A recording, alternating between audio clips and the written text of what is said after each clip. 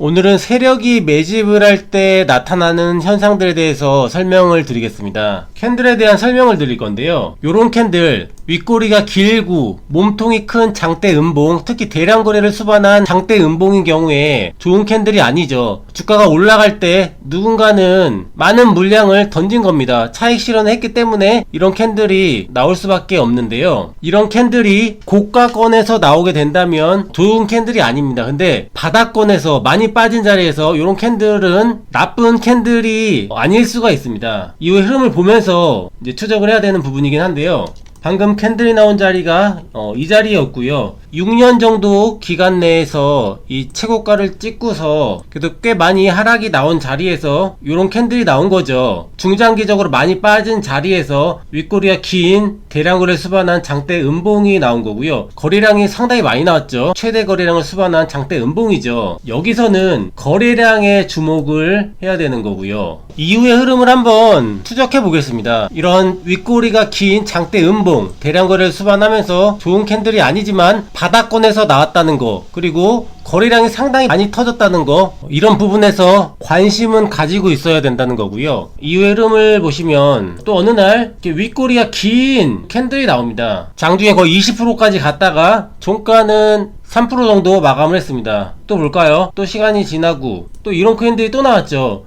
윗꼬리가 긴 음봉, 이번엔 갭상승 음봉이네요. 이번에도 대량거래를 수반하면서 이 앞전의 거래량과 유사한 대량거래를 수반하면서 이런 윗꼬리 캔들이 또 나왔습니다. 전고점을 장중에 돌파시키면서 기대감을 만들어 놓고 완전히 눌려버렸죠. 이후에도 보시면 계속 윗꼬리 캔들이 나옵니다. 역시 대량거래 수반하면서 윗꼬리가 긴 음봉이 나왔고요. 이때도 장중에 20% 이상 올라가다가 음봉이었고요. 이날도 또 나오죠. 장중에 24%까지 올라가다가 또 음봉이 또 나왔습니다. 역시 대량거래를 수반을 하고 있고요. 이렇게 많이 빠진 자리에서 이런 일정한 구간 내에서 이런 윗꼬리가 긴 캔들들, 음봉이 많죠. 이런 캔들이 많이 나오고 있고요. 거의 1년 반 동안 일이 계속 반복이 된다면 만약에 보유하고 있는 입장에서는 어떤 생각이 들까요? 한 번일 때는 그럴 수 있는데요. 이렇게 두 번, 세 번, 네 번 반복이 될수록 이제 학습 효과로 인해서 이제 올라갈 때 이제 매도를 해야겠다, 그런 생각을 많이 할 수밖에 없습니다. 세력은 이런 개인의 심리를 이용을 해서 매집을 하는 경우가 있는 거고요. 이후에도 볼까요? 이런 캔들이 또 나오죠. 대량거래 수반하면서 이날도 고가가 거의 상한가까지 올라갔다가 음봉이 나왔습니다. 여기 또 나오죠. 역시 대량거래 수반하면서 장중에 17.9%까지 올라가다가 또 장대 음봉으로 마감을 했습니다. 이런 과정을 몇 번을 반복을 했죠. 2년 이상 기간 동안 한 번, 두 번, 세 번, 네 번, 5번, 6번 이런 캔들이 반복되다 보면은 보유하고 있는 입장에서는 도저히 버티기가 쉽지 않을 것 같습니다. 그런데 이제 주식을 조금 알고 있는 사람들은 이게 좀 이상하다는 것을 파악을 해야 되고요. 오히려 매수 관점으로 대응을 해야 된다는 겁니다. 어디서 매수를 할지 그 포인트를 잡아야 된다는 거고요. 이제 이렇게 윗꼬리가 긴 장대 음봉을 계속 만드는 이유는 물량이 많이 매집이 되지 않아서 그렇습니다. 평소에 거래량이 굉장히 없는 주식이죠. 평소에는 매집을 하기가 쉽지가 않고요. 이런 거래량을 터뜨리면서 변동성을 주어야지 기존에 보유하고 있는 사람들도 물량을 내놓고요, 매집을 원활하게 할 수가 있습니다. 이런 과정을 반복하면서 고인물들이죠, 장기간 보유하고 있는 사람들 물량들까지 다 흡수를 하는 과정이고요. 이런 과정을 거치면서 주가가 크게 빠지지도 않죠. 물량이 덜 매집이 되면은 구덩이를 판다라고 하는데 한 번 더 빼는 경우도 있지만, 이렇게 대량 거래를 수반한 장대 음봉이 계속 나오는데도 저점은 크게 낮추지 않고서 주가는 크게 빠지지가 않습니다. 그러다가 대량 거래를 터뜨리면서 이번엔 장대 양봉이 나왔습니다. 윗꼬리가 거의 없이 몸통이 큰 장대 양봉이죠. 거래량을 보시면 이게 앞전에 음봉이 나왔을 때 거래량이고요. 2배 이상, 거의 3배 가까운 초대량 거래가 터지면서 장대 양봉이 나왔습니다. 마지막 매집 과정이 가능성이 높은 거고요. 일단 이런 초대량 거래가 터지면은 바로 올라가는 경우도 있지만 많은 경우에 조정을 받습니다. 물량 소화를 하는 경우가 많이 있고요. 이 장대 양봉의 중심 자리가 이제 중요할 텐데요. 그 자리를 지키는지 이제 확인을 하고요. 이 중심자리 지지받는 흐름, 꼬리를 다는 흐름이 나오죠. 지지받는 모습이고요. 그리고 나서 5일선을 돌파하는 양봉이 나왔습니다. 이 종목은 이제 매수 관점으로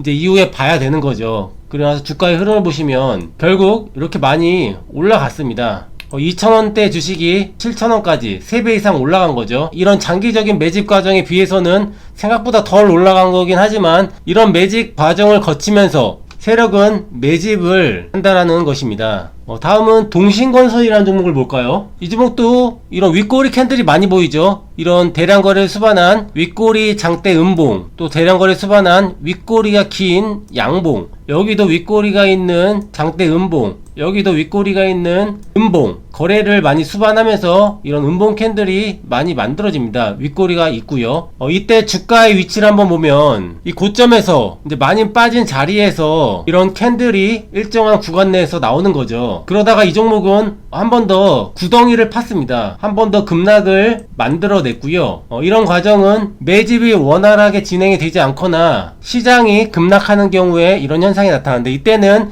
시장이 이제 많이 빠지는 구간이었고요. 그리고 이후에는 시장과 함께 같이 올라오는 흐름이 나왔었고요. 여기서 보시면 역시 윗골이 달린 음봉인데요. 장중에 20% 이상 고가를 만들고 음봉을 만들었는데 거래량을 보시면 이전에 만들었던 대량 거래보다 훨씬 많은 2배 이상의 거래량을 수반한 음봉이 나왔습니다. 바닥권에서 거래량이 많이 터졌다는 부분을 주목을 해야 되고요. 그리고 나서 상한가를 만들었죠. 이 종목은 중간 과정이 없이 윗꼬리 캔들이 많이 만들어진 구간들, 이 고점을 바로 돌파하는 상한가가 나왔습니다. 이 종목이 만약에 바로 기회를 주지 않고 급등이 나왔으면은 매수하기가 만만치 않았을 텐데요. 다음날 매수 자리를 주었죠. 이 윗꼬리 캔들이 많이 만들어졌던 이 고점 자리 돌파 이후에는 지지가 될 수가 있는 거고요. 이 자리 저점을 주고 나서 그리고 나서 급등이 나왔습니다. 이 종목이 대선 관련주로 엮이면서 7,000원대부터 66,000원까지 거의 10배가 올라간 거죠.